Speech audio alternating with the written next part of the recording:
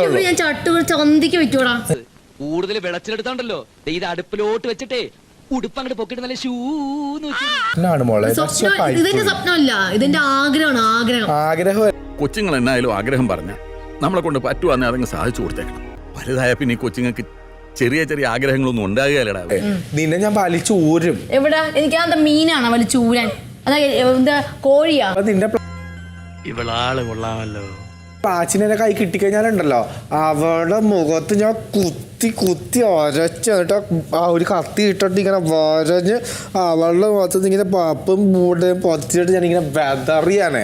4 കഷ്ണമൊക്കെ കാലെ പിടിച്ച ആൾക്കുന്നുണ്ടല്ലോ, വലിച്ചു കീറി അടുപ്പത്ത് വെച്ച് വെള്ളം ഒഴിച്ച് പുഴുങ്ങി ഇറക്കി വെച്ചിട്ട് മണ്ണെണ്ണ ഒഴിച്ച് കത്തിച്ച് ചുട്ട് എന്റെ കൊക്കിന് ജീവനുണ്ട്. 24 മണിക്കൂറാണ് നിന്നെ ഇറക്കി ഞാൻ ചട്ട കൊടുത്ത് ഞാൻ ഈ ഗ്യാസിൽ വെച്ചിട്ട് ഞാൻ നിന്റെ ചന്തി ഞാൻ പഴിപ്പിച്ചെടുക്കും. ഞാൻ അതിനെ വലിച്ച് കീറി കത്തിക്ക് വേണ്ടി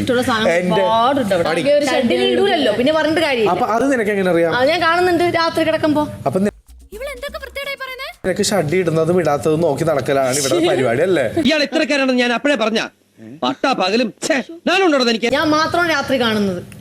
ഇതിലും വൃത്തികെട്ട 5 എണ്ണമാണ് ഞാൻ കണ്ടത്. പിക്ചർ കിടത്താൻ വേണ്ടിയിട്ടാണ് വന്നേക്കുന്നത്. എനിക്ക് നേരത്തെ തന്നെ എനിക്ക് മുൻസൂചന കിട്ടിയതാ മോളെ. ദൈവമേ, മൂർഖനെയാണല്ലോ ചവിട്ടിയത്. നിന്റെ ബ്ലാങ്കറ്റ് എടുത്ത് പുതക്കാൻ നോക്ക്. നിനക്ക് എന്താ ഈ ബ്ലാങ്കറ്റിനോട് ഇത്രക്കധികം കമ്പം മോളു? ഞാൻ എങ്ങനെ വേണ്ടി വേണ്ടി വന്നാൽ ഞാൻ തുണിയിലാണ്ട് കിടക്കും.